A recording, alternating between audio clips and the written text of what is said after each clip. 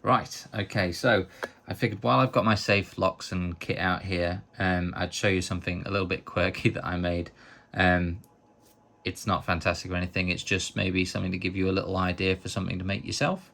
I have a 2802 lock here, Lowe & Fletcher.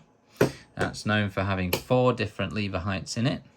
So I made myself a makeup key as well, a very crude one. And again, there's a pin block. Here's my pin heights for Lowe & Fletcher, stuck into a wooden block. Works quite well, to be honest. But let's say we want to make a key to code with our space and depth keys. We've picked a lock, we've taken it out, and we want to have a look at the levers. We'll mix the levers up perhaps even.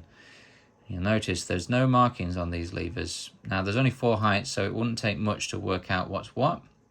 However, the old 110 lever reader, for if anyone's got hold of one of those, it might be Sauber, the little metal one. It's the idea taken from that basically. So we drop the lever over the peg, and it sits, the gate sits on that one there, and it's the top of the lever says it's a 3, and that's it. That's just there for your spring if you wanted to have it on there. I prefer not to, it makes it harder to take it on and off, but there it is. So there you go. We'll quickly run through this lock and see what we got in it. It's just for a bit of fun really. So we had a 3, there's a 2, the top of the lever.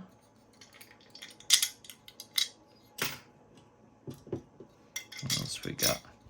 There's a 1. See if we can get through the full range. Oh, another 3. So we can write this down. Another 1. Write this down. We could build up a makeup key and cut from that, or use the space and depth keys. There's a 2. Come on. Hey, there we are. All 4 heights in this lock. And there's a number 4 at the bottom. So just something a bit quirky. Metal thing, some bolts shoved in the back.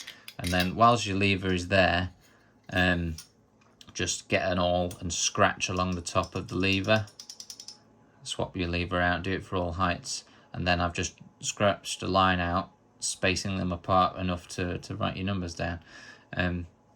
Quite basic, but there you go. Figured I'd show you.